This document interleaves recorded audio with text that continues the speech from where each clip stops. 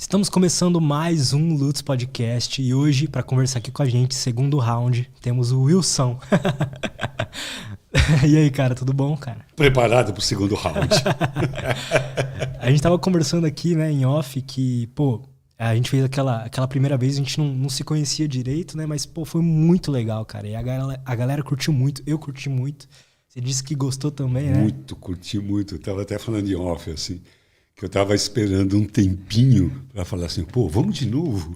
Aí quando eu ia falar vamos de novo, alguém da equipe, o Matheus, ligou, falou, você quer voltar? Quem sabe? Deixa eu pensar. Você fez de difícil. Difícil, de menina bonita. E foi muito legal, porque teve um corte daquela conversa toda, que ele viralizou. Foi uma coisa assim que nunca tinha acontecido comigo. Né?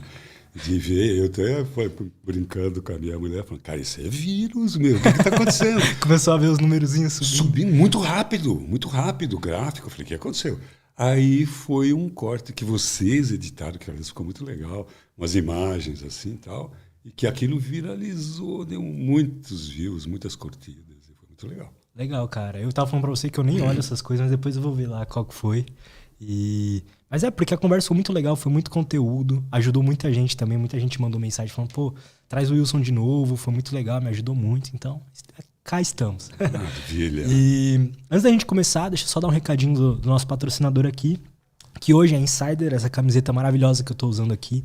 A Insider faz, eu não sei como, mas eles colocam muita tecnologia nas roupas, tá? Então essa camiseta que eu tô usando aqui, ela é anti-odor, por exemplo, então não fica cheiro. Ela não precisa passar, o que é bizarro. Você pode amassar ela à vontade, que ela não precisa passar. Ela, além de tudo, se você, assim como eu, gosta de usar preto, ela não esquenta no calor. E aí dá pra usar pra treinar, dá pra usar pra sair, dá pra usar pra... Enfim, qualquer coisa. E é isso. Assim, eu tenho um presentinho aqui, que eles mandaram pra você também. Uau! Você dá uma olhadinha. Que massa! E se puder abrir aí pra gente ver, eu queria que você sentisse o drama. A Insider, eu falo aqui pra vocês que é uma marca que eu já era muito fã e fiquei muito feliz quando eles chamaram aqui a gente pra patrocinar o podcast. A embalagem já é alto grau aqui. E pra quem também já curte camiseta básica, né? Todo mundo sabe aquele problema das camisetas básicas pretas que você lava uma, duas vezes e ela já desbota, né? Essa não tem isso, não tem esse problema. Que legal. Valeu, Insider. Gratíssimo. Legal, gratíssimo, cara. Gratíssimo. Legal. E é isso, então. O cupom LUTZ15 lá no site da Insider. Aproveitem que tá na Black Friday agora. E se você usar ainda mais o cupom LUTZ15, você recebe mais 15% de desconto. E isso é em todo o site, tá? Eu tô usando aqui a Tech T-Shirt, se vocês quiserem olhar lá. Uma camiseta cheia de tecnologia aí. E é isso. Obrigado, Insider. E vamos pro papo. Esse negócio anti-odor é legal, hein? É legal, dá pra usar 10 dias seguidos que não tem problema. Vou dar uma sugestão pro pessoal da Insider. Boa. Inventar uma cueca que absorve cheiro de pum. Pra gente poder peidar à vontade em qualquer lugar. Cara, pior que eles têm cueca e é muito boa. Tô usando agora, inclusive. É uma cueca muito boa. E sabe aquele problema das cuecas? Você vai correr, vai andar, ela começa a subir? Essa cueca não tem esse problema também. Eu não tenho esse problema, porque primeiro que eu não corro, segundo que as minhas pernas são muito finas. Isso não acontece com o cara com 2 palitinhos. Cara, mas, brigadão aí por ter vindo aí de novo. Eu que agradeço. Uma pergunta que eu gosto de fazer sempre pro pessoal que vem pela segunda vez em 4 meses da última vez que você veio, mudou alguma coisa no Wilson? Você aprendeu algo novo? Ainda teve espaço para melhorias? Cara... Passou por algo... Olha, então, isso daí é uma pergunta que faz todo sentido para mim. Porque eu não acredito na idade cronológica. Claro, eu não acredito, mas meu corpo prova que eu tenho a idade que eu tenho. Aliás, às vezes ele acha... Quantos anos você tem? Eu tenho 68. Aí, a partir de 29 de janeiro, vai ser um ano feliz. Eu vou fazer 69 todos os dias. Sem mentir, sem contar vantagem. Mas o que eu quero dizer é que, assim, eu sou bem jovial, vamos dizer assim, bem menino. Eu tenho um menino que eu alimento. E parte dessa jovialidade é me reinventar de tempos em tempos. inclusive profissionalmente, intelectualmente e tal. E até estava conversando com você. Já tem alguns meses que eu me embrenhei para estudar os psicodélicos e a relação dele com os transtornos mentais, com possibilidade de cura. Então, nesse momento, eu estou me inventando, estudando isso, fazendo curso, lendo artigo, conversando com pessoas. E eu tenho alguns pacientes que eu faço uso experimental, né? Porque e um desses pacientes sou eu. O outro é a distinta senhora que está ali na minha frente, que é minha mulher, que é minha cobaia também. E tem alguns outros pacientes já antigos que aí eu proponho começar a trabalhar. Estou trabalhando com psilocibina. Como é que está sendo assim, esse processo? Porque a gente aprendeu que depressão taca remédio aí. Então, na verdade, assim, de fato, eu procurei me interessar por isso. Por ansiedade, por a questão da ansiedade, da depressão, que são o maior volume de pacientes que nos procuram. E o que a gente tem de oficial até aqui são as terapias, a farmacoterapia convencional, que ela nem sempre dá resultado e cobra os seus efeitos colaterais. Aí com o surgimento, por exemplo, da medicina canábica, né, o CBD, e o estudo que estão assim empolgando muito da psilocibina, do MDA, né, que também sobre estresse pós-traumático abriu uma janela, e isso é muito interessante, porque as curas que basicamente, assim, deixa eu falar da psilocibina, que é o que me encanta, é o que eu mais tenho estudado. Como eu disse, eu procurei por conta de um pós-Covid que eu tive e eu fiquei meio xarope. Eu não lembrava, tinha problema assim de memória recente, que é coisa que eu sou assim, conhecido por uma boa memória. E assim, assisti aquele filme com aquele, como é que chama aquele bonitão? Brad Pinto? Não, quase. Não vinha o Brad Pitt na cabeça. E aí eu comecei a estudar isso daí, que é uma coisa que tem chamado de brain fog, cérebro enuveado, enfumaçado, pós-Covid. Isso é muito comum em algumas pessoas. E é reversível. E aí eu vi um trabalho de que 200 miligramas de psilocibina diariamente, que é uma dose subperceptível, a gente chama de microdose ou dose subperceptível, não tem alteração da consciência, né? E aí isso poderia trabalhar, por conta dessa neuroplasticidade, trabalhar nessas lacunas minêmicas e tudo. Eu comecei a experimentar. E comecei a achar interessante. Interessante mesmo. Primeiro que isso acabou, essa lacuna minêmica que eu tinha. O que, segundo a literatura, iria acabar mesmo com ou sem tratamento. Era uma coisa mais ou menos esperada. Acabou. Mas eu me sinto cognitivamente assim, espertão, disposto, depois que eu comecei com a psilocibina. Aí comecei a estudar. E vejo um bom resultado em todos os que eu estou usando. E aí estou querendo aprofundar isso daí. E como é que isso funciona? Isso é que é muito legal. Porque esses psicodélicos, vamos dizer, tanto o MDMA como a própria ayahuasca, ela também faz isso. Ela dá uma possibilidade de mudar a rede de conexões das sinapses. Então ela recontextualiza. Por isso que tem sido utilizado em tratamento de pós-trauma, porque ele ressignifica aquele estupro, aquela tortura, aquelas experiências de guerra que ele passou, que tem sido muito usado nos Estados Unidos, isso aí. Exatamente porque ele consegue fazer novas conexões neuronais. Ele realmente significa. É muito associado às experiências com os psicodélicos, experiências de morte e renascimento. Perfeito isso, porque isso pode acontecer no nível sináptico. Morre uma determinada das conexões para nascer outras conexões. Então, isto dá um horizonte para os pesquisadores assim, de um novo olhar para a depressão, um novo olhar para a dependência química. Por isso que a ibogaína funciona um grande número de vezes para as pessoas dependentes de drogas. Tem uma experiência de morte, reorganiza os seus conectomas, seu conectoma a capacidade. A gente entende de genoma, mas ainda estamos estudando e vamos entender sobre conectoma. Como as conexões sinápticas funcionam. E aí, tudo indica que há essa reorganização. Isso é fantástico. É como se tivesse uma rigidez na gente antes e aquilo liberta, né? Dissolve aquele velho paradigma e você não esquece, por exemplo, uma pessoa que passou por um abuso sexual ou por uma experiência de guerra, né, traumática, não vai esquecer. Mas aquilo se reorganiza dentro dos valores dela. E ela não esqueceu daquilo, mas aquilo não faz com que ela sofra mais. Então, ela lembra, por exemplo, que ela era dependente de uma droga, por exemplo, de um crack, que vivia para poder...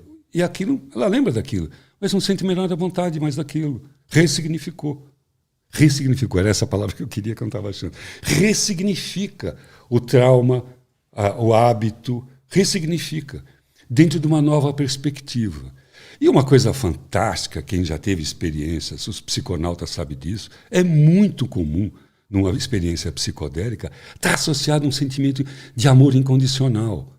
Então, dentro de um processo de reorganização, vem junto, quase sempre, nem sempre, né? Mas um tempero de amor incondicional. Sabe, assim, aquela música, que acho, de quem que é? Do Lenine? Não, não é do Lenine, é do Zé Cabaleiro, acho que é. Acordei com vontade de beijar o delegado, dar o português, beijar o português da padaria, dar bom dia para o delegado. Aquele cara deve ter tido uma experiência alucinógena no dia anterior, que fica carregado de serotonina, porque ela também faz isso, dessa amorosidade. Então, essa amorosidade, dentro desse contexto de reorganização sináptica, ressignificando um fato traumático, criando uma nova possibilidade de uma vida mais feliz. E é isso. Ressignificou, os neurônios se reorganizaram, acabou. Não tem que ficar tomando mais. Seja a psilocibina, seja o MDMA, seja esses que mudam o contexto. Os huasqueiros sabem disso. A gente continua bebendo porque gosta. Mas a gente tem experiência que bastava aquela, que ressignificou. Ressignificou. Eu, um dia, Lutz, conheci uma senhora muito legal, Dona Seda, uma mestra. E ela gostava e queria que eu ajudasse ela no trabalho que ela tem. Ela é viva ainda, tem quase 100 anos, Dona Seda. Uma mulher especial, assim, parece um duendão, assim, uma figura. E um dia ela perguntou, ela queria que eu assumisse o trabalho dela, mas ela se invocava porque eu bebia ayahuasca. E ela falava, um dia ela perguntou para mim, mas se esse negócio dá altas compreensões, se ele ilumina, se ele é luz líquida, como você fala, que eu falei isso uma vez para ela, e acredito nisso mesmo. Ela falou, por que tem que beber toda semana? E é um negócio que eu nunca mais esqueci disso, porque aquilo fez sentido para mim, que tem coisas que eu não precisava mais repetir. E essa reorganização sináptica que os psicodélicos dão, ou pelo menos todas as pesquisas apontam para isso, e isso está promissor, ela faz isso. Então, resolveu. Você não precisa ficar tomando para o resto da vida 200 miligramas de psilocibina. Não, resolveu. E é engraçado, né? Porque, como você disse, eu nunca experimentei, mas eu já vi muitos relatos, eu te falei que eu gosto desse assunto. E é engraçado como tá bem atrelado esse sentimento de amor e de compaixão e de perdão, né? De compaixão, de perdão. E em alguns casos do psicodélico, existe uma experiência que é terrível, porém maravilhosa, que é a dissolução do ego. Dentro desses estudos, ai meu Deus, uma vez Nízia e eu, a Nízia, minha fiel companheira, entra nas roubadas, não é médica, mas entra nas roubadas comigo, como cobaia. Eu comecei a estudar, que ainda é uma coisa que eu estudo, sobre a ketamina para depressão resistente. E eu comecei a ver alguns relatos de doses subcutâneas, porque até então eu sabia que dava para usar a ketamina, que é um anestésico rápido, e que ele é um psicodélico. Eu não sabia disso. mas já sei, por conta dessa experiência que eu vou te contar. E comecei a estudar subdoses. Eu cheguei numa subdose porque eu queria aplicar para pessoas idosas, pessoas deprimidas. E eu falei, não pode ser uma coisa que chapa a pessoa, porque a ketamina é um anestésico. É bem utilizado para veterinário, porque é rápido, recupera rápido e tal. Bom, estudei. Aí falei, agora vamos testar. Então, antes de testar nas pessoas, eu tinha todo um protocolo de pesquisa ali e tudo, antes de começar. Eu falei, vou testar em mim. Em mim e na minha fiel cúmplice. E eu tinha mais um paciente para atender. Aí eu falei, eu vou aplicar a dosagem subcutânea, microdose aí, achei eu. E enquanto aí eu vou atender, depois eu venho aqui te assistir, eu vou fazer algumas perguntas, quero ver como é que você se sente e tal. Bom, legal. Aí, de repente, a Clauzinha lá me liga e fala assim, o último paciente acabou de desmarcar. Então, eu falei, beleza. A Anísia já tinha aplicado subcutâneo nela. Uma dosagem ínfima, que eu não me lembro agora, era uma dosagem um pouquinho acima daquilo que eu consideraria que era a mínima, porque eu queria sentir saber como é que faria, né? Se eu me sentiria melhor. Bom, quando eu fui descer para avisar a Cléo que eu não ia mais descer, que eu tomei, começou a ter um efeito na Anísia. Aí ela começou a ficar desesperada. E ela, o asqueira velha, por conta começou assim, Viagem Alucinante. Lembra desse filme? Um clássico antigo. É muito bom esse filme. É o primeiro filme que eu tenho notícia sobre os alucinógenos, assim. Aquela pirotecnia. E ela começou a despersonalizar. E eu comecei a dizer para ela, olha, calma, fica aqui. Atenção, fica aqui comigo. Isso é uma experiência que nós estamos fazendo com a ketamina. Lembra, sou eu, seu marido. Eu já te coloquei roubado alguma vez? Puta, um monte de vezes. Mas naquela hora, com aquela voz firme, assim ela... E aí, quando eu comecei a colocar ela em linha, começou a bater o efeito da ketamina em mim. E aí, agora você presta atenção. Comecei a falar baleiês, né? Pá! Acabou. Saí, deitei, tombei. Foi muito semelhante a uma experiência que eu tive com DMT fumado, DMT puro, que é uma coisa assim que não dá para aproveitar, porque tomba para trás e começa o show de pirotecnia. E a ketamina foi assim. E eu já não sabia mais quem eu era, onde eu estava, despersonalizei mesmo, de fato. Quando eu comecei a voltar, e aí eu comecei a ficar preocupadíssimo com ela. Só que ela já tinha voltado, como ela começou antes, também voltou antes. E aí eu comecei, ela que começou a dizer, alô, ó, nós aqui, tua casa, sua cama, sua mulher, lembra-se de mim? E aquilo eu fui voltando.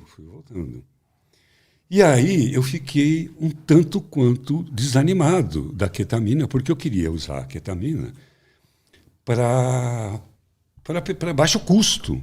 Porque hoje isso é possível com resultados, mas com assistência ventilatória. E é preciso ter um efeito dissociativo. Isto é preciso ter aquilo para conseguir um efeito na depressão. Então aí esbarrou num nó. Porque a subdose você não sente nada. Na ketamina você tem que dissociar. Então precisa de uma assistência, precisa de um ambiente. E isso torna a terapia cara. E a gente precisa arrumar coisas para o povo, para as pessoas. Não é para aqueles que têm só uma elite que pode pagar uma terapia assistida. Eu fico imaginando um psiquiatra que vai ficar o tempo todo assistindo a pessoa durante horas. Enfim, isso tem um custo. Sim. Aí. E os psicodélicos, de uma maneira geral, a psilocibina, isso pode acontecer mais uma, duas vezes, e depois pronto, e resolveu o problema. Então, uma nova cortina. Aí. Mas é isso, é uma experiência que passa exatamente por todo um controle científico, porque ele pode passar por uma dissociação. E aquilo pode apavorar uma pessoa que não esteja preparada. Então, ela precisa de uma assistência. Mas será que essa dissociação não é justamente o que faz ser tão interessante? Isso, é isso. É nessa dissociação, por isso que eu chamei, passa-se por uma experiência terrível e maravilhosa. Porque ela tem esses dois lados. Terrível, porque a gente se desestrutura, psicotiza, entre aspas, por alguns momentos. Mas é exatamente essa quebra da lógica que existe a possibilidade de montar um novo paradigma. Sair dali renascido. Então, faz todo sentido essa questão de morte e renascimento. Porque é isso. É uma quebra, é morrer em vida. Cara, tudo que alguém que persegue a consciência, que busca a consciência, quer. É aprender a morrer sem sair do corpício. E viver de novo, nascer melhor. Nascer pior também. Morre e nasce mais idiota ainda. É esquisito. Então, isso que tem empolgado os cientistas. E, ainda hoje no Brasil, com a própria medicina canábica, acontece isso. Cara, olha que incrível. Isso começou aqui no Brasil. E começou aqui na minha faculdade, na Santa Casa. Há muitos anos, a primeira pesquisa que teve sobre epilepsia e o óleo de cannabis foi com o israelense Michelin, lá, o pai da medicina canábica, que fez com um professor aqui na Faculdade de Medicina da Santa Casa. Caramba, que legal. E que deram uns resultados incríveis. Isso lá atrás, lá atrás. E não deu sequência para a surpresa do professor, porque o Brasil poderia ser um dos países de ponta já, principalmente no estudo da epilepsia e a cannabis. Mas por conta do preconceito. Então, era outra época.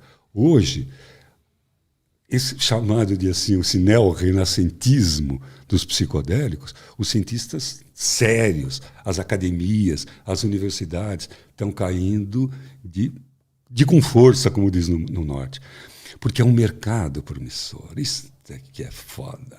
O interesse não é a saúde pública, é a economia. Mas... Tudo bem, né? Tudo bem. Se vai ajudar a galera. Com menos prejuízo, com menos efeito colateral, bora. Então vamos pesquisar isso daí. Então abre-se uma nova possibilidade hoje. E é louco, né? Porque o fungo, o cogumelo em si, ele é um ser vivo, né? E ele está interligado e é... Muito louco. Isso é mágico, né? Também. Exatamente. Se a gente vai assistir um documentário que tem na Netflix, Cogumelos Mágicos, né? Eu nunca assisti, cara. Não. Pô, foi legal? Legal pra caramba. Tá aí, tá? Isso é Netflix. Tá lá. Ele, por si só, ele é muito doido. Ele não é vegetal, mas ele também não é animal. Ele faz essa fusão, ele faz esse meio campo. Ele é o primeiro que chega. Ele é o cara que devolve a vida. Ele faz parte do ajudar a apodrecer para ajudar a regenerar. Essa coisa do dissolve, coagula, essa coisa alquímica. Se tem um bichinho, não vou nem chamar de bichinho, se tem um trem, vou usar esse adjetivo mineiro que serve para tudo, se tem um trem mágico na natureza, são os fungos. São os fungos. E como eles são diversos, variados nas suas formas, nos seus sabores, nas suas propriedades químicas. É incrível isso. Incrível. Então, não é à toa que no nosso inconsciente coletivo, e que tem embaixo de uma amandita muscárida, tem um duendezinho ali. Isso faz parte do imaginário coletivo, associando os cogumelos ao ambiente etérico, ao ambiente sutil, não apenas terreno. Porque essa é a diferença. Você vai tomar a psilocibina, por exemplo, ou MMDA, por si só ele não vai fazer efeito. Ele vai ter que ter uma mudança de contexto. Então, Como assim? por isso as terapias assistidas, uma mudança de paradigma. Por isso que ele funciona como instrumento terapêutico. Não como um agente químico, como, por exemplo, um antidepressivo, que é um medicamento, mas é um agente químico. Esse é um agente, é um catalisador psicológico, e eu diria que alquímico, como é o caso da ayahuasca. A ayahuasca não é química, ela é alquímica. É claro que tem os estudos, lá, o DMT, o mecanismo farmacocinético, mas aquilo é muito pobre para explicar o efeito da ayahuasca. Querer explicar os efeitos de uma substância expansora de consciência pela química é querer entender um centauro só pelo casco. Você só está pegando um pedaço do centauro, só o casco dele. O bicho é um bicho... Ou um Pégaso, que é melhor que um centauro, que o bicho voa, um cavalo alado. Né? Então, Esse conceito é importante nos estudos. Ele abre uma porta para novas percepções, como já diria Aldous Huxley lá nos anos 60, as portas das percepções. É uma nova percepção de uma velha realidade. Cara, isso é do caramba. Isso é muito legal. É engraçado também, né, que a gente falou até disso no outro episódio sobre respiração e meditação. E tem muitas meditações onde você vai passar por um processo parecido, talvez, um processo de morte de ego, né? Também. Isso é o objetivo. Na verdade, quando fala morte de ego, essa é uma metáfora. Né? Uhum. Falar morte de ego para um psiquiatra, você fala, puta, o cara está querendo psicotizar. Mas é quase isso. Né? É colocar o ego no seu devido lugar. Quem é mesmo dono de quem? Como parafraseando o Vitor Hugo aí, com dinheiro, quem é mesmo dono de quem, ego?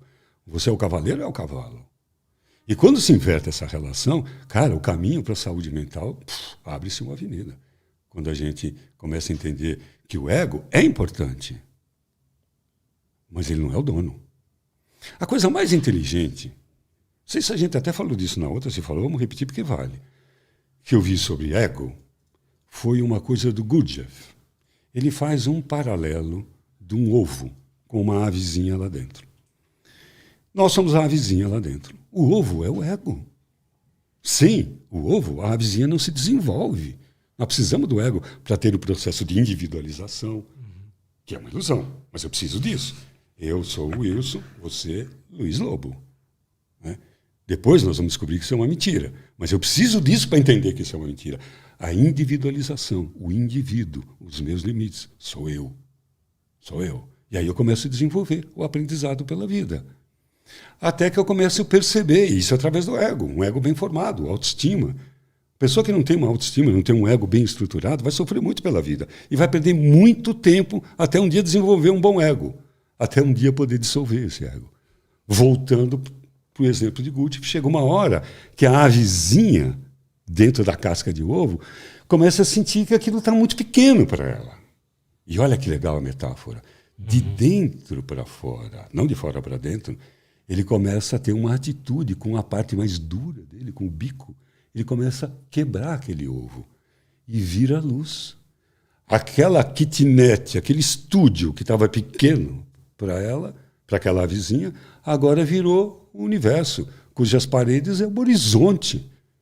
Ela que vivia exprimida, agora começa a conhecer a possibilidade de voar. Mas ela teve que romper o ego.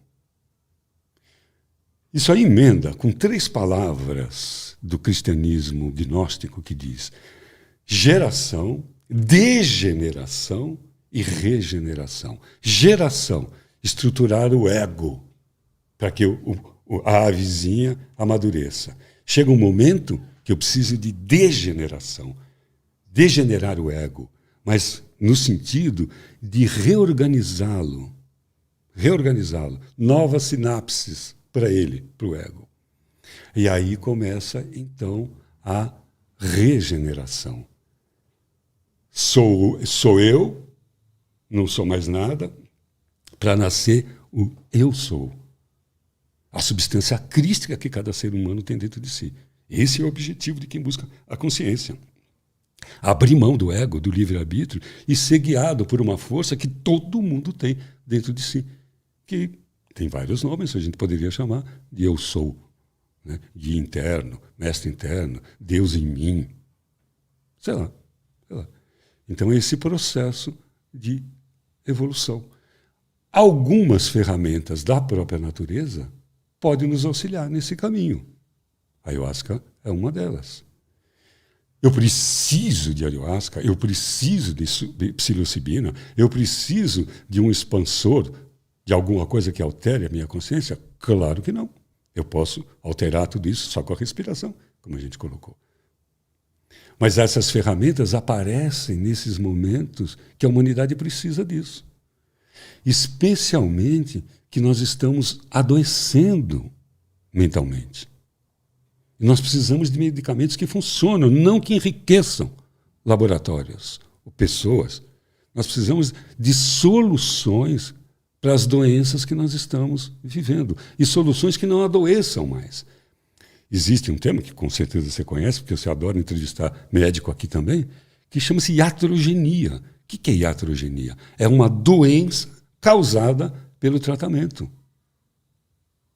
Que interessante, eu não sabia disso. É, iatrogenia. Então, é isso. Eu te dou um medicamento, esse medicamento faz um efeito colateral, causa uma doença, você tem que tratar essa doença com outro medicamento, que também tem seu efeito colateral. Blá, blá, blá, blá.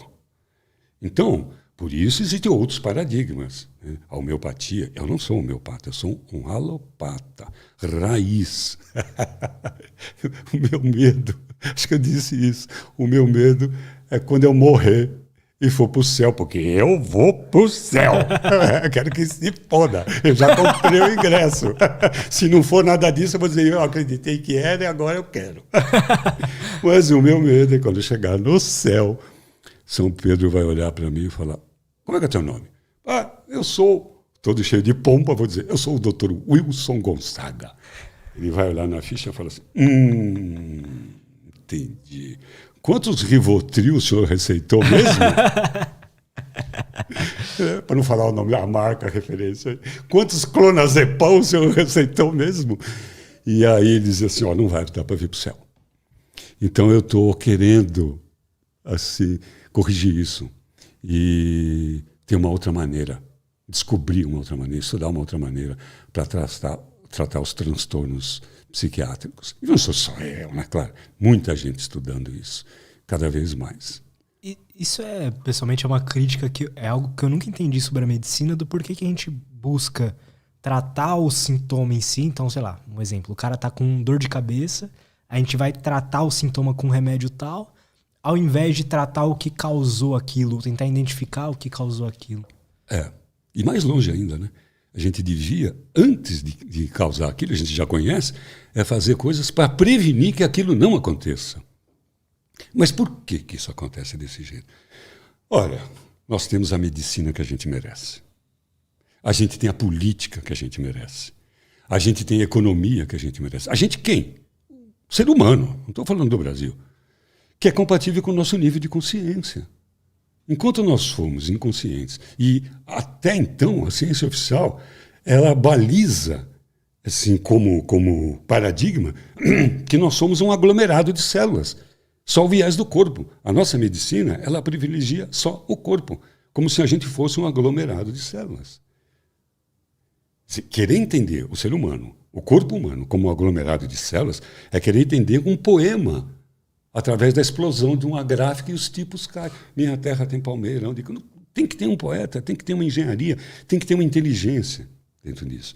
Então, enquanto a medicina tivesse paradigma de corpo, nós vamos fazer uma medicina que não cuida de saúde, que cuida de doença. Cuida só de doença. A gente não aprende saúde, a gente aprende doença, patologia, tudo, como é que cura a doença. Isso vai acontecer mais para frente, vamos evoluir, vamos aprender. Hoje nós estamos percebendo a importância que tem os nutrólogos para a saúde mental. A saúde mental.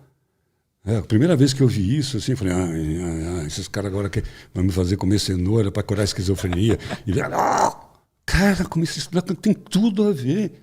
Não estou dizendo da cenoura especificamente, mas a alimentação. Então, a tecnologia, a ciência e a própria consciência coletiva vai criando uma nova medicina, novos olhares. E chegou a hora da gente revisitar os expansores de consciência, os alucinógenos, os psicodélicos, como possibilidade terapêutica.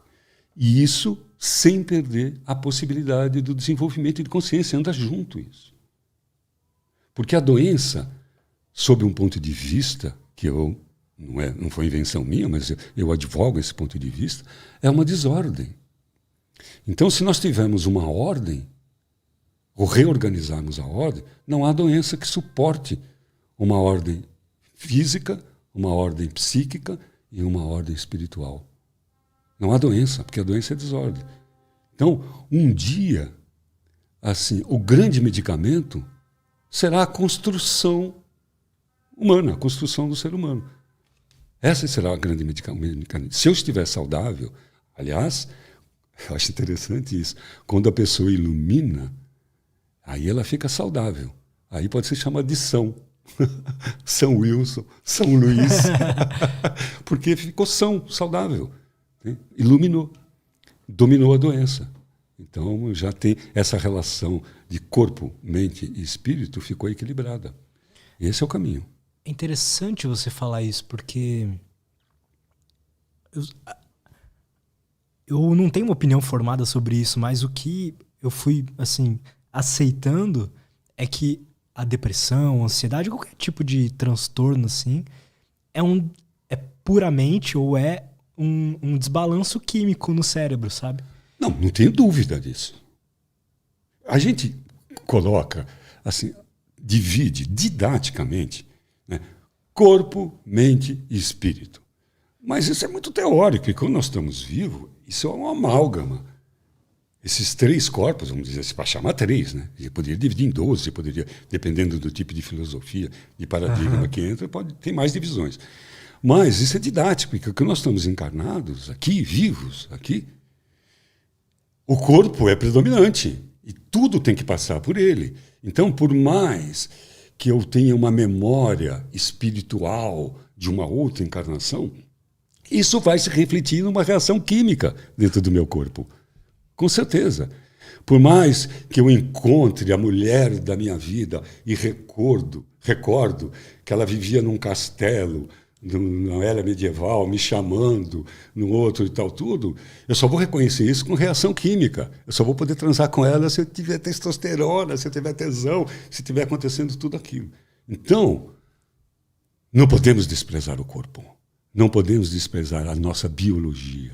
Mas não podemos ficar escravos dela. Porque não é só isso. Eles se entrelaçam. Então, no fundo, nós não só somos um conjunto de reações químicas, como somos um conjunto de reações químicas de outros seres. Como assim? Milhões de vírus, bactérias estão existindo em mim agora, com uma vida inteligente aqui dentro de mim. E eu sou tudo isso. Um monte de vida, individual, inclusive. Vou falar agora com uma enterobactéria aqui, você que me deu um piriri a semana passada. Você se ajeite aí, viu? Porque eu não estou querendo sair correndo para cagar no mato, como aconteceu essa semana, lá na praia. São seres individuais, inteligentes. Incrível isso. Existe uma meditação, e a mim faz todo sentido, que pede que você converse com as suas células. Legal. Converse com as suas células, que elas aceitem voltar à ordem original, divina, o diapasão do Criador de tudo isso, que colocou a perfeição, com conversa. Existe um casal Simonton, que criou, eles trabalharam muito tempo com câncer, que criou a visualização criativa, toda uma técnica. Eles foram indicados para o Prêmio Nobel, mas não ganharam. Não ganharam. O que é isso? É uma técnica mental para curar câncer, conversando com as próprias células. Não envolve remédio, não envolve medicação, então não podia ganhar o Oscar. Mas foram indicados pelo trabalho, um casal, anos, isso é antigo. Que irado. Trabalhando com imagens, mudando o comportamento do cérebro, só com imagens. Claro que isso funciona. Claro que isso funciona. Tanto para mal como para bem. Tanto para bem, como para mal. Se a pessoa fica imaginando que ela vai adoecer, que ela teve uma dor de cabeça e que aquilo é um aneurisma, está construindo uma doença.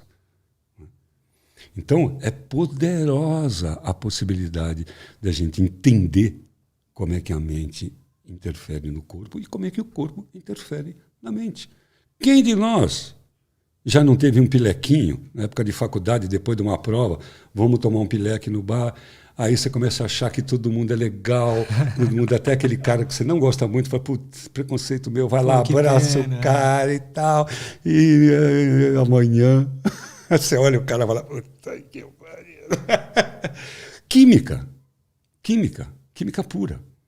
O tesão, a sexualidade. Cara, pense numa coisa importante, que a gente nem falou disso, né? Da sexualidade é uma coisa importante. Química. É química. A pessoa, por exemplo, que tem um transtorno, um desvio sexual, um transtorno, ela começa a ficar absolutamente... Vamos pegar um exemplo bem chocante. Assim, uma pessoa que tem um transtorno da pedofilia.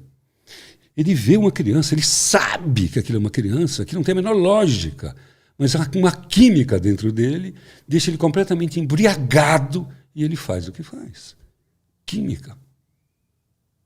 Então, tanto nós podemos, com a mente, regular a química cerebral, como a química cerebral do homem inconsciente acaba regulando as suas emoções, a sua consciência, o seu paradigma. Haja visto o sexo. Quantas e quantas coisas o sexo fez o sexo não, pelo amor de Deus. A sexualidade humana fez de mal para si mesmo como uma ferramenta tão maravilhosa quanto é o sexo. Por conta de não entender e tal, e ter essa ferramenta, usou isso para um monte de coisa, para opressão, para doença, para oprimir as mulheres durante tantos e tantos anos, quando é um instrumento de consciência. Um instrumento de consciência. Como assim? Bom, existe uma linha, o Tântara, que coloca, vamos dizer assim, porque assim, imagine o seguinte, o que mais poderoso nós temos em nós é o orgasmo. O orgasmo, ele é um Big Bang. Ele é um momento onde masculino e feminino, dizendo de maneira clássica, mas de polaridade, mesmo tendo uma relação homoafetiva, vai ter uma polaridade masculina e feminina, não importa, que num determinado momento conseguem, com os corpos, com a física, um nível de comunhão e de uma explosão cósmica que imita o Big Bang, a criação. Cara, você já teve algum orgasmo? Ainda não. Mas quem sabe. Cara, não desista. Vai ser muito bom. É maravilhoso isso. Por quê? Fogos de artifício, né? De químicos. É uma pirotecnia química. E que para que é aquilo? Para que a gente nunca esqueça o quanto é bom para perpetuar a espécie. Mais um presente da natureza para perpetuar a espécie. E nós ainda temos o privilégio, como alguns animais, de podermos transarmos não só para reproduzir. Desculpe aí os fundamentalistas aí, mas nós temos esse privilégio de transar para construir amor, para construir prazer, para construir carinho. Conexão, né? Conexão. Então, o sexo é uma coisa maravilhosa. E, no entanto, olha o tanto de distúrbio psíquico que ele acaba causando. Cara, assim, até bem pouco tempo a gente viu, ainda tem hoje, pessoas, famílias que reprimem a masturbação nas meninas, nos meninos. Né? Cara, não tem coisa mais inteligente, não tem coisa mais divina do que uma boa masturbação, porque ela acaba resolvendo um monte de coisa, educando, iniciando a pessoa para a sexualidade. E você lembra do primeiro orgasmo que você teve? Acho que eu lembro. Lembra? Acho que eu lembro. Acho que foi o primeiro. Lembro. Cara, eu lembro do meu. Eu lembro. Claro que foi com masturbação, né? Óbvio. E aí tinham me falado, aquela coisa de moleque, né? E que dizia assim, é o seguinte, você pega o piruzinho, começa a chacoalhar, mas não desiste. De repente vem um negócio, e eu, curioso, fui, não vi a hora, achei um negócio interessante, né? Eu nunca tinha me manipulado, ou se tinha, não tinha feito conscientemente isso. Quando veio o orgasmo, a primeira coisa que eu pensei foi, meu Deus, como é que eu vivi todos os meus 5 anos sem conhecer isso? Como é que eu deixei de conhecer isso? Que coisa, que mágico que é isso. Eu não tinha noção de homem, mulher, né? Era só um negócio de mexer no corpo e dar aquele trem. Dali para frente me tornei um emérito punheteiro. Porque era uma coisa muito simples, eu não precisava de nada, só imaginar e era a imaginação para a criança, era muito forte. Assim, eu me lembro que eu tinha assim 5 amantes. Tinha uma baixinha, carinhosa. Tinha aquela do dedo da aliança, que era aquela que eu queria casar, que entrava na suruba. Tinha a maior de todas aqui. que eu chamava ela de Dercy Gonçalves, que era muito mal educada. Tinha a Hebe Camargo, que era minha musa. E tinha a baixinha, que era sempre a mãe de um amigo que eu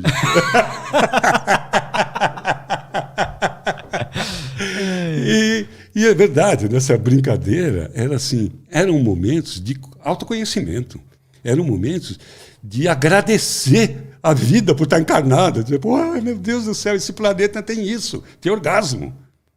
E é química, é química. Se a gente pudesse ser educado desde criança a não fugir da sua sexualidade, a entendê-la como um presente, como uma dádiva, se a gente aprendesse desde criança a perceber o que a gente sente, o que nós estamos pensando. Cara, antes de aprender a falar, andar, a gente aprender essas coisas, a gente seria diferente.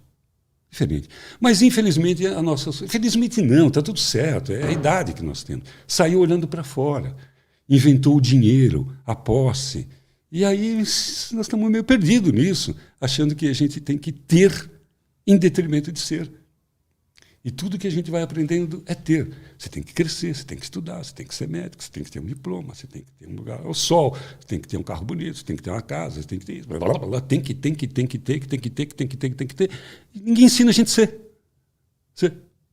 A quantidade, Lutz, a quantidade de adultos carentes, infantilizados, procurando amor, através de vaidades, através de traços de personalidade, através de doenças, pedindo carinho, pedindo olhe para mim. É muito grande. E isso não tem a ver com poder econômico só. Claro que tem também, não sou idiota. Mas gente de todos os níveis, carentes, pedindo. Por conta da nossa inocência em lidar conosco mesmo, com a nossa mente, com as nossas vontades, com os nossos desejos, com a nossa imperfeição. É incrível. A imperfeição é tida como um defeito. A imperfeição é tida como uma falha. A imperfeição é tida como alguma coisa de menos-valia. A gente tem que esconder, né? Cacete! Nós vivemos no planeta da imperfeição, então não tenho que esconder. Porque se eu escondo, eu acabo escondendo de mim mesmo. Então, por que a gente não cria, né, um novo paradigma de cada um ser o que é?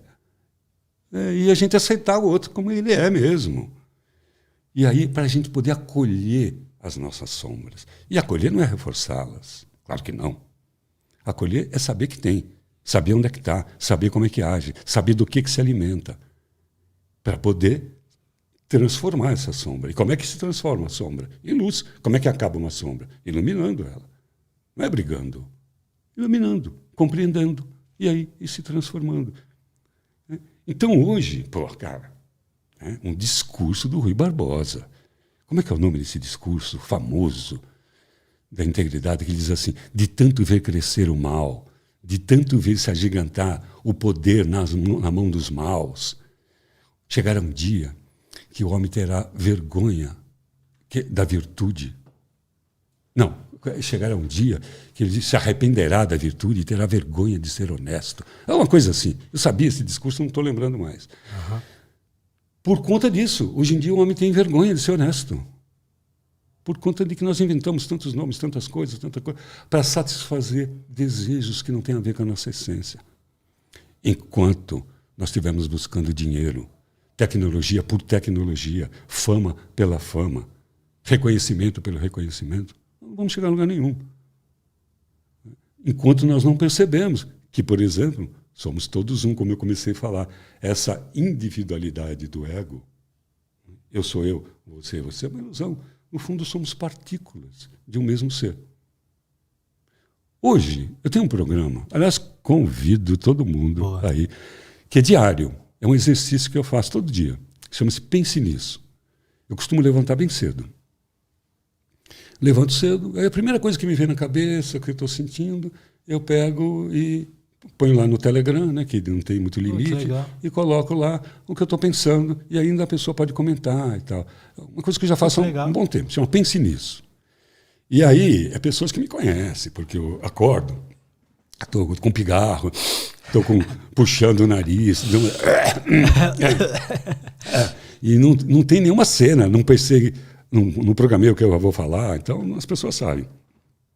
E vai saindo, e aquilo serve como material para depois eu elaborar, lapidar, enfim, trabalhar melhor. E ontem, ou hoje, eu falei uma coisa sobre isso, sobre essa coisa que o universo é expansão e é o pulsar, como um coração. Vida é isso. Tum-tá, tum-tá. A maré é isso. Maré cheia, maré vazante. O universo respira, ele se expande, encolhe, expande. E assim surgiu a vida, segundo eu entendo. Num determinado momento, o poder, o todo, chamando alquimicamente de o todo, Deus, se assim quiser, o todo, ele resolveu se expandir e imprimiu-se uma força centrífuga do centro para a periferia. E ele expandiu e blam, explodiu em zilhões de partículas. Cada uma dessas partículas somos nós, as criaturas. Só que para elas que elas vivessem isoladas, porque a tendência era voltar à entropia, ou voltar para o todo de novo. Criou-se a força centrípeta, voltada para o centro, para individualizar cada partícula, criando um indivíduo. Cada partícula é filho do todo. Criou-se vários eus. O todo nada mais é do que o grande núcleo aglutinador de eus. Deus. O conjunto de todas as nossas partículas. Mas precisou dessa força centrípeta voltada para o centro para que eu me reconheça como indivíduo. E faça todo o desenvolvimento da minha consciência para depois imprimir em mim de novo, individualmente, uma força centrífuga e explodir e me unir com o todo de novo. E aí todos seremos um só, como somos na origem. Complicado? Não, é isso mesmo. Um dia nós vamos voltar a ser todos um. E esse processo é o processo de desenvolvimento. Dentro desse processo de desenvolvimento existe a doença. E existe a doença mental. Tudo como possibilidade de desenvolvimento e de cura. No fundo, a loucura é uma possibilidade de cura. Como assim? A loucura é uma possibilidade de cura verdadeira, de cura espiritual, de cura da essência. Então, muitas vezes, a experiência numa vida de esquizofrenia pode ser a grande oportunidade de cura vista de uma grande angular, vista de um zoom mais longo, mais amplo. Então, bom, mas se você pensa isso, então, cada um que se foda, cada um que tenha suas dores, seus problemas, porque aquilo tudo vai ajudar o cara a evoluir. Mais ou menos. Porque eu posso ajudar a minha própria evolução ajudando os outros a evoluir sem sofrer tanto. Porque a gente só aprende pela dor por conta da nossa ignorância e meninice espiritual. Porque não é possível que em outros... Todo mundo aprende só pela dor em outros planetas. Todo mundo só aprende na porrada. Isso é uma característica nossa. Nós podemos aprender por amor. Então, aqueles que já estão aprendendo por amor podem já ir auxiliando os outros para aprender também por amor. Eu preciso aprender isso aí, cara. Aprender pelo amor. Eu sinto que os momentos onde eu mais aprendi coisas sobre mim, enfim, foram nos momentos mais obscuros ali, de fundo do poço, ou algo, um sofrimento, mas depois fica tudo certo. Só que aí depois começa a dor de novo, vem a dor, aí você sofre e aí fica tudo certo. Aí você vai aprendendo, né? Outros mecanismos de percepção. É isso aí. Bem-vindo ao clube, viu? Porque é assim que a gente aprende. Mas será que a gente tem que aprender assim sempre? Será que não existe a possibilidade? Não, né? Existe essa possibilidade de aprender por amor. Cara, voltando, né, que a gente estava falando do sentimento de um psicodélico que dá essa amorosidade. A ayahuasca dá essa amorosidade. Sim. Eu me lembro uma vez, num domingo, que eu fui visitar o meu pai e minha mãe, e estava aparecendo o programa do Gugu Liberato. E ali, né, eu já chegava com vontade de desligar a televisão. Eu estou na casa dos outros, não quero meu pai, né, da minha mãe. E aí eu comecei a falar, cara, esse cara é muito simpático. Que cara legal, que programa legal. Aí eu falei, opa, o que está acontecendo comigo? pós-sessão da ayahuasca. O nível de endorfina, essa amorosidade. Então, a própria amorosidade, quando nós aprendemos a amar melhor, nós vamos criar um ambiente, em vez de competitivo, de sobrevivência, um ambiente amoroso. E aí nós vamos aprender muito mais rápido, com muito mais profundidade e não mais pela dor. E isso não é uma utopia. Isso é uma coisa possível. Numa das experiências mais fortes que eu tive com expansão de consciência, com ayahuasca, foi no meio da floresta sozinho. E eu precisava resolver uma questão pessoal. Eu queria expandir minha consciência, queria conselho, eu queria falar com Deus. E perguntar para ele, ó, senta aqui, cara. Tem umas coisas para te perguntar aqui, uns pedidos para te fazer. Nunca te peço porra nenhuma. Agora quero te pedir. Enchi um copão, nada. Eu falei, não é possível. Eu já tinha bebido aquele chá. Não é possível. Vamos lá. Então tá, é assim. Então bebi outro copo. Nada. No terceiro copo, nada. Eu falei, quer saber uma coisa? Pegar minha rede e vou embora. Não é. Então eu tenho que resolver isso de outro jeito. Tem que resolver isso de outro jeito, não é por aqui. Porque eu conheço esse chá. Se ele está magicamente não me dando nada, é porque eu não era para beber. Errei. E eu teimoso, bebi 3 copos. Aí, quando eu estava desatando a rede, pô, Lutz, os 3 copos vieram de uma vez. Deu tempo só de eu não desamarrar a rede e estar na rede. E me jogar na rede. E aí começaram a acontecer coisas fantásticas comigo. E horríveis, porque caiu todo mundo de ilusão. Isso é ilusão, isso é ilusão, isso é ilusão, isso é ilusão. Eu conversei com o Filho do Homem. Conversei com o Filho de Deus. Eu conversei. Você pensa o que você quiser, mas eu conversei.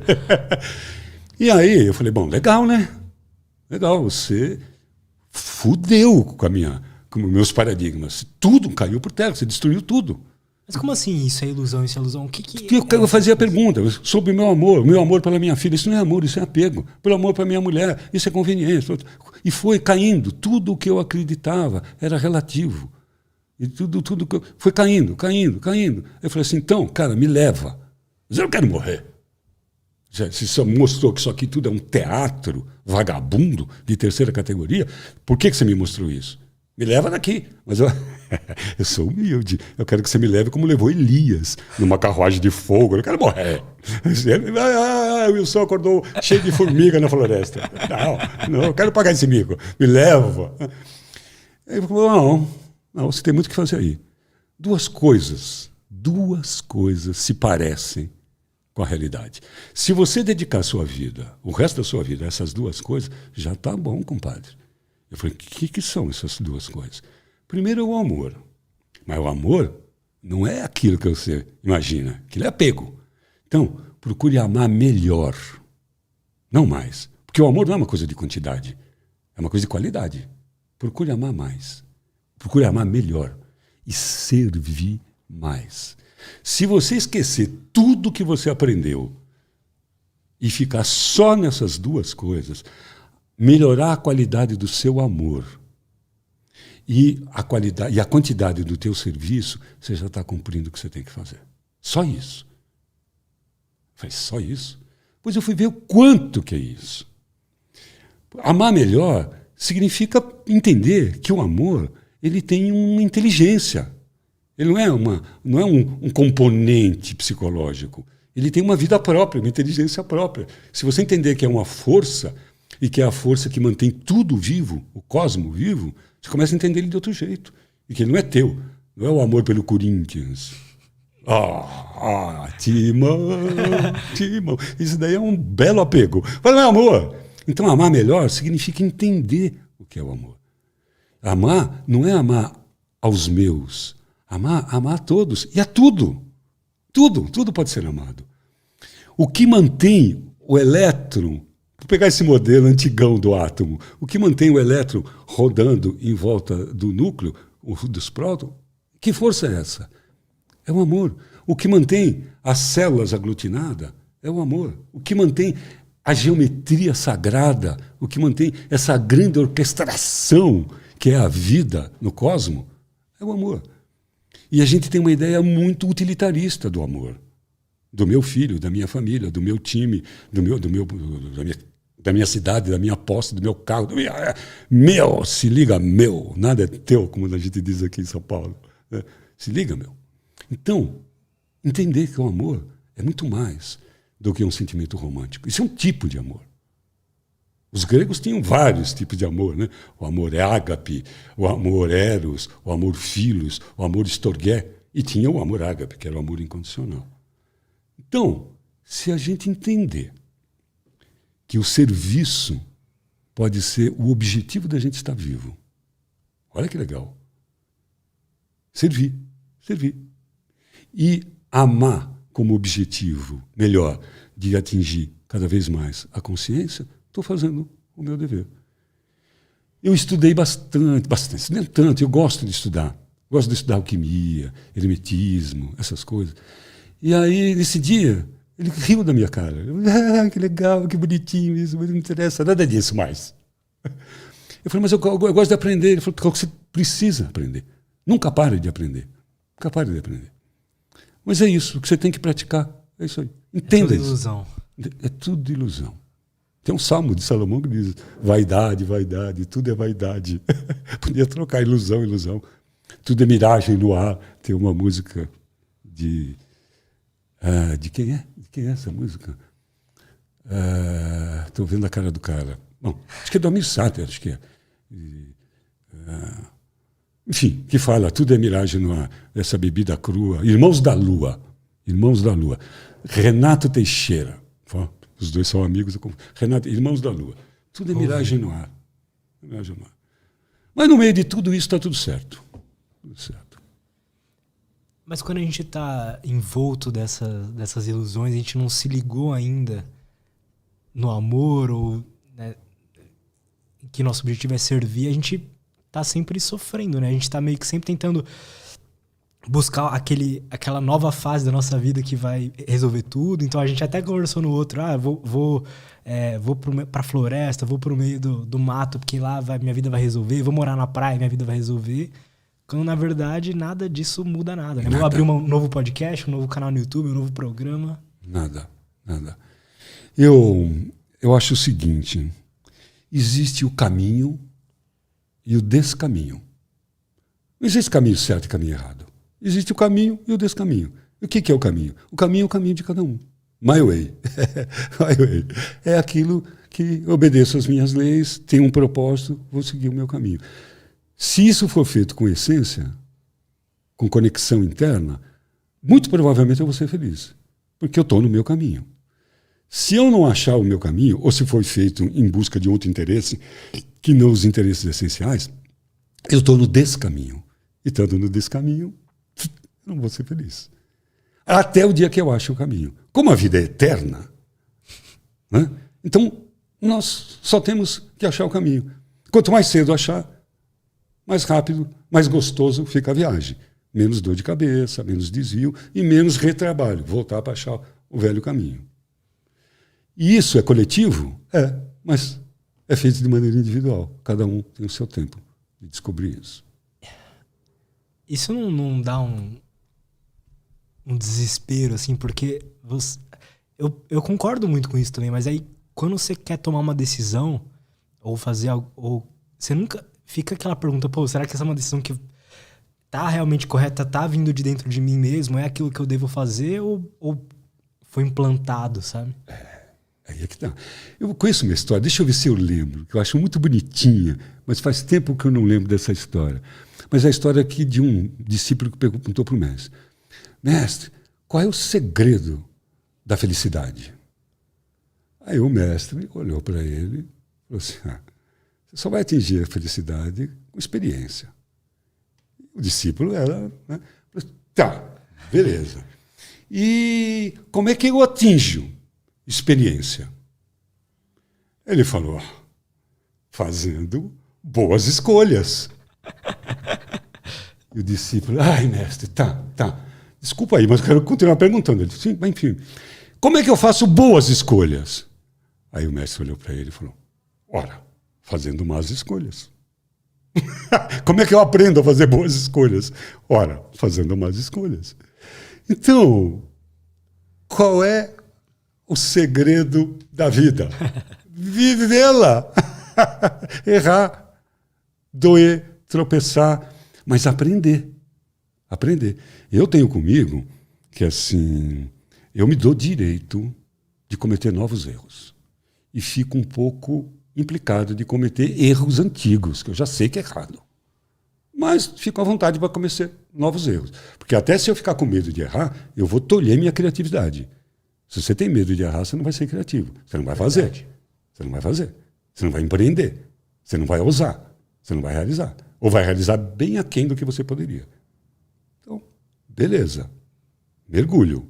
Vou lá. Então, é vivendo. É vivendo. E aprendendo com os próprios erros. Tem atalho? O atalho pode não ser um atalho. Pode ser um caminho que é para mim. E que eu achei que era um atalho. Às vezes o atalho me levou... Eu achava que eu ia chegar mais rápido. Eu vou chegar mais tarde onde eu queria. Mas eu aprendi coisas interessantíssimas. Então, há que experimentar. Mas existe um sentimento que acontece quando a gente toma uma decisão errada e aí pode passar anos que se chama... Esqueci, calma. Tava na minha cabeça agora. Arrependimento. Cara, super. O erro é altamente pedagógico. O erro, o acerto, o ganho do acerto é aplauso. O ganho do erro é sabedoria. O erro é muito mais legal para o processo pedagógico do que o acerto. Faz sentido. Faz sentido isso aí. Então, errar é importante. Agora, o arrependimento faz parte. Mas é preciso que se diga uma coisa. Eu acredito piamente. Aí eu vou ser um pouco mais atrevido. Eu não acredito. Eu sei. Eu vou ter mais um grau de atrevimento aí. Eu passei do atrevido, passou do eu sei. Eu tenho convicção de que todos nós temos um núcleo de sabedoria dentro de nós, disponível, independente da tua raça, da tua idade, do teu nível sociocultural. Um núcleo de sabedoria. É o Deus, o embaixador de Deus dentro de cada um. E ele fala conosco o tempo todo, desde criança. Só que ninguém disse isso pra gente. Uns chamam de intuição, outros chamam de Deus interno, eu chamo de avós. E que se você parar com seriedade, com boa intenção, não é assim, ô voz, agora eu vou bater esse pênalti, porque lado que vai o goleiro. Não é, essa voz não vai atuar aí. Não é isso. Não é isso. Ela é essencial. Ela não está preocupada com valor, com dinheiro. Ela está preocupada com valor. Ela não está preocupada com fortuna. Ela está preocupada com a riqueza interna. Então, é usá-la com sabedoria. Se parar para ouvir essa voz, que ela não fala alto, tem que fazer silêncio, vai saber o que você tem que fazer. Quando eu digo você, o que eu tenho que fazer. E o que não tem que fazer. E conforme nós vamos dando crédito para essa voz, que vamos chamar de intuição, né? Poderia chamar de eu sou. E quanto menos sou eu e mais eu sou, menos eu erro, mais intuitivo eu sou. A ponto de você... Eu ando muito de moto, eu gosto muito de moto. Então, estou saindo de moto aquele dia, de casa, e a voz fala assim, não vai por aquele caminho. Vai aquele caminho que você faz aquele retorno, vai por dentro, que você vai perder mais tempo, vai por dentro. Como eu já sei disso, eu não discuto, não fico falando, por quê, por quê, por quê?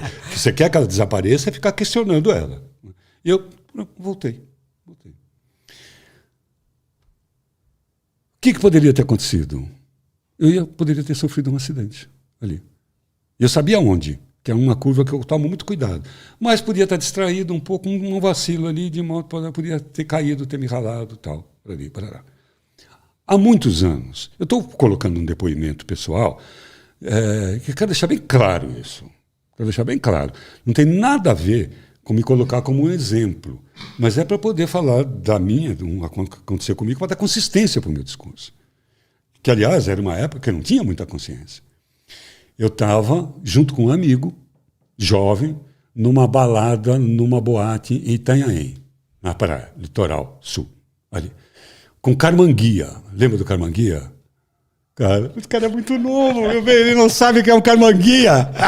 O Luiz é muito novo.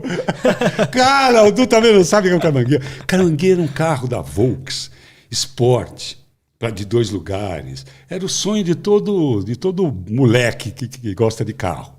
Tipo um esportivo, né? Era um esportivo do caramba, era meu sonho. Depois eu tive uma Puma, melhor ainda, que o Carmanguia.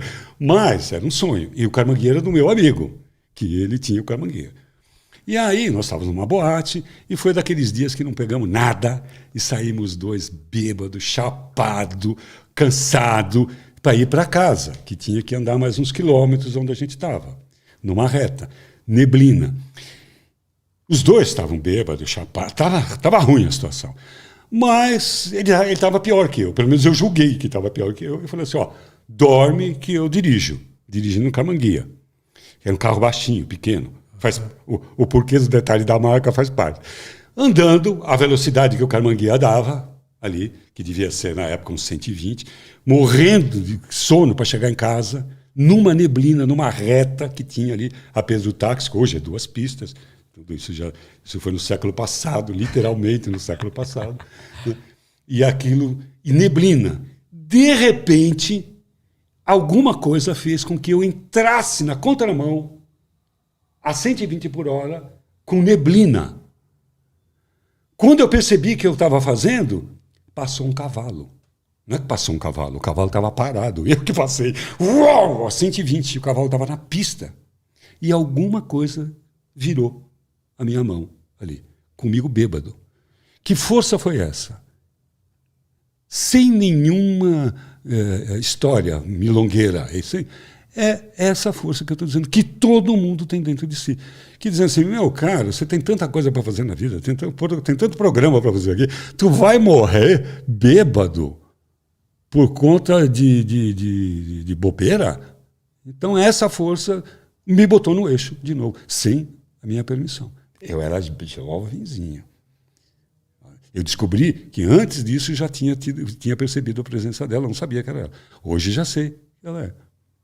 Alguma vez você já seguiu essa voz e deu errado? Não. Não existe esta possibilidade. Quando eu segui uma voz e deu errado, era a voz do meu ego. Depois eu pude perceber. Era a sedução. Porque essa voz, ela não fala as coisas agradáveis, ela fala o que precisa falar. Aí você começa a perceber. Né? É a história do Chapeuzinho Vermelho. Assim, com todo respeito ao teu sobrenome, o lobo é o ego. É o ego. E a vovozinha é a consciência. É a consciência. E Chapeuzinho é um neófito que sai em busca da consciência. Como era um neófito que já tinha os seus praticados, essa era a cesta. Era o que a Chapeuzinho já tinha feito pela vida dela, que ela queria entregar para a consciência. Essa era a cesta de fruta. Isso que significa. Ele tem que passar pela floresta, que é a vida. E lá tinha escondido o lobo mau, o ego. Que como viu que a Chapeuzinho já era uma iniciada, já tinha seus praticados, por isso estava querendo visitar a vovozinha, ele teve um plano. Eu vou me travestir de consciência. E corre, engole a vovozinha. Não tem uma versão que o lobo mata a vovozinha. Ele engole ela viva, sempre. Então, o ego não consegue matar a sabedoria, a consciência. Ele pode engolir momentaneamente a consciência e se traveste de sabedoria. Olha que interessante.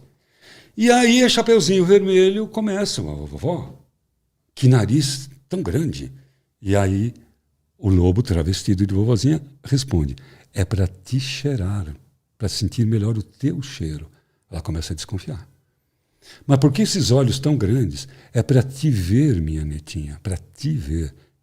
Chapeuzinho começa a desconfiar. E aí começa, mas e essa boca para tão grande? Aí ela pega, né? Desconfiou, fala, mas essa boca está muito grande. Por que essa boca tão grande? É para te comer. Como é que ela descobriu? Ela descobriu pela resposta do lobo. Foi uma resposta egóica.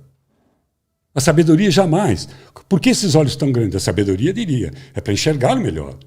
Para que esse nariz? É para sentir o cheiro da natureza. Quando começou para te enxergar, para te olhar, ela percebeu que era o ego. e desmascarou.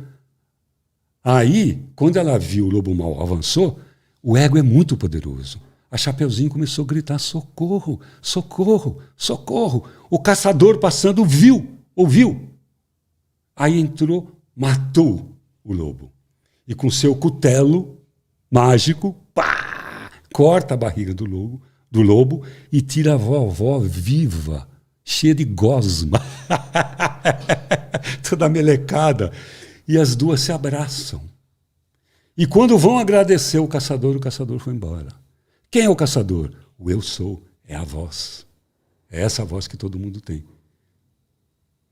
O que é o cutelo? Os ensinamentos, as coisas que a gente aprende pela vida. Usa o eu sou para desengolir, desvelar, não revelar, desvelar a sabedoria que estava dentro do ego. E mata o ego. E não precisa responder. Quando o neófito se encontra com a sua consciência, ele vai agradecer o caçador já está integrado, está tudo ali, já acabou, não precisa agradecer. Ele não faz aquilo para receber agradecimento, aplauso. É a função dele. Então, beleza. Qual é a dica para ouvir a voz? Se ela está dizendo que é para te olhar, para te ver, que é para te enriquecer, que é para te deixar famoso, sai, está fora, porque não é a voz. Então, qual é a dica? A dica é quando você pede fervorosamente, sem nenhum propósito egóico, e recebe uma resposta que você não esperava. Você começa a desconfiar que aquilo veio de algum lugar sábio, que tem dentro de você, dentro de cada um. E é mais fácil do que as pessoas imaginam. E principalmente agora, essa força interna, ela está disponível, porque nós estamos num momento muito interessante. Nós quem? A humanidade. Nós estamos num momento de xepa espiritual, de liquidação, fim de feira. Nós precisamos acordar agora. O maior número de pessoas. Tanto que as escolas iniciáticas estão se abrindo. Não tem mais segredo. Aproveita quem pode, faz quem pode, porque a gente precisa despertar rápido. Então hoje é mais barato. Foi-me dito, se você procurar servir mais e amar melhor, você já está fazendo a sua parte. As coisas vão se abrindo. As coisas vão se abrindo. Porque existe milhões, vamos usar esse número aí, inúmeros seres incorpóreos nesse planeta irradiando consciência para nós. Nós estamos, nesse momento, contando com um auxílio luxuoso de seres de consciência muito mais avançados do que a nós. Então, é necessário agora estar receptivo a essa força do bem. Escapa do maniqueísmo judaico-cristão, de bem e de mal. Quando eu digo bem, eu estou falando do amor cósmico. Eu estou falando da harmonia da floresta. Eu estou falando da ordem de um formigueiro. Eu não estou falando do bem segundo a civilização judaico-cristã, os muçulmanos. Não. Isso tudo são subbens, até a gente entender o bem cósmico. Se a gente alinhar a nossa vontade ao bem cósmico, ao amor incondicional, ao desejo de ser cada dia um ser humano melhor, nós vamos encontrar a adjuvância dessas forças extraplanetárias, esse é o nome, que estão aqui para nos auxiliar, para nos irradiar, para nos auxiliar. Nunca teve tão fácil seguir o caminho da consciência como atualmente. Portanto, junto com isso, nunca foi tão difícil, porque tantos apelos. O que há de melhor e o que há de pior está tudo aqui. Tantas ilusões, né? Tantas ilusões. Vem a tecnologia e ela pode nos afunilar para a verdade ou ir para outro lado completamente diferente. Está tudo aqui. Tudo aqui. Eu posso entrar hoje dentro de um livro na biblioteca da Sorbonne e ler um artigo de Bacon, Roger Bacon, que eu sei que tem lá, um grande alquimista. Eu posso fazer isso hoje, daqui, com o meu celular. Mas, em compensação, posso passar horas e horas e horas me anestesiando e me afundando com a mesma tecnologia. Sim. Tudo está aqui para nós, o que há de melhor e o que há de pior. Cara, se você fosse dar um conselho, uma visão para as pessoas aí, sei lá, entre 20 e 30 anos, a galera mais jovem, mais nova, que vai viver ainda, vai ver muita coisa acontecer na tecnologia, enfim, no mundo, né? O que você diria para essas pessoas, cara? E eu me incluo nelas. Putz, essa faixa etária, por uma feliz coincidência, porque os meus amigos estão tudo nessa faixa etária. Eu tenho amigo tudo quanto é faixa etária. Mas os bro mesmo, que eu converso todo dia, assim, que eu gosto, são tudo nessa faixa etária. Ah, que legal, cara. Tudo essa molecada, assim. E aí, por coincidência, olhando lá, depois que deu esse boom que eu vim aqui, comecei a estudar lá os seguidores, e eu vi que a faixa etária dos meus seguidores, que mais me segue, é mesmo nessa faixa etária. Olha que interessante. E eu acho essa faixa etária muito importante, porque são as pessoas que já estão preparadas para assumir o poder. Não são aqueles que estão se preparando, já são os caras que estão aqui. Estão aqui. Então, o que eu diria para nós? Porque eu também sou dessa tribo. Boa. Mas, assim, não perca tempo com outras coisas que não seja conhecer a ti mesmo. Ia falar uma coisa socrática. Conheça-te a ti mesmo. Aprofunda. Porque tem uma coisa. Falar sobre autoconhecimento, fazer curso de autoconhecimento, ler livro de autoconhecimento, não é praticar autoconhecimento. Praticar autoconhecimento é abraçar a sombra, é mergulhar, é ter o compromisso de se transformar, é pagar os preços. É pagar os preços. É um trabalho solitário, é um trabalho constante. Então, não perca tempo. Eu vou resumir o que eu diria nessas duas leis, que para mim são duas leis psíquicas. Primeiro, nós estamos condenados ou premiados a viver eternamente na nossa própria companhia. Nem a morte nos separa da gente mesmo. A morte é uma ilusão. É um truque da extrema-direita para enganar o povo. Não. Quer dizer, é uma ilusão, é uma matrix. Então, eu vou ter. Tanto faz o teu sistema de crença. Se você acredita que nascer e morrer é a vida como um todo, você está condenado ou premiado a viver na tua eterna companhia. Se você acredita que a vida, como eu, começa antes de nascer e termina antes de morrer, ou não termina, então vale também. Essa é uma lei. A segunda é que só eu tenho gestão sobre os meus pensamentos. Ninguém tem gestão sobre o pensamento do outro. Nem alma gêmea, nem bro, nem filho. Não tem. Então, se só eu posso trabalhar comigo e eu tenho todo o tempo do mundo, eu não tenho outra coisa para fazer. Eu vou fazer isso. Conhecer a mim mesmo. E fazer dessa tarefa uma coisa agradável, divertida. Quando eu descobri uma falha minha, cara, me senti feliz. Cara, acabei de descobrir uma coisa que eu achei que eu não tinha. Um gesto de inveja.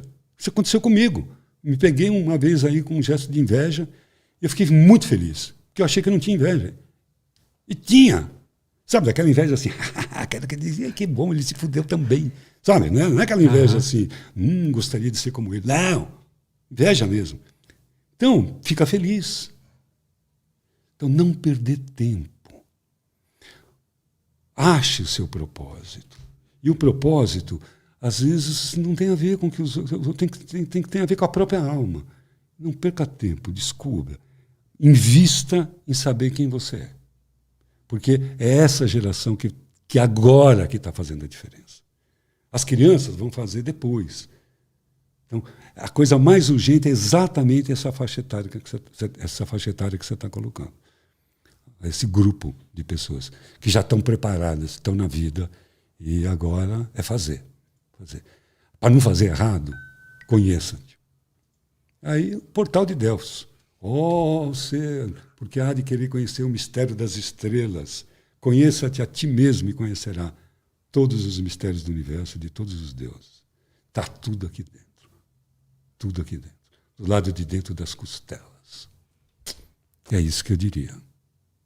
Para todo mundo, cara. Mas especialmente para essa faixa etária que está com o poder na mão. Façam direito. Não repita os erros que a minha geração cometeu. Entenda o momento que estamos vivendo e livrem-se dos ranços que nos ancora em velhas posições, em velhas compreensões. Eu prefiro ser uma metamorfose do que ter aquela velha compreensão sobre tudo. Muito bom, cara. Do Raul. Muito bom. Eu adoro Raul Seixas. Quem não, né? Muito bom, cara. Wilson, muito obrigado, cara. Pô, mais um papo muito bom, cara. Maravilha.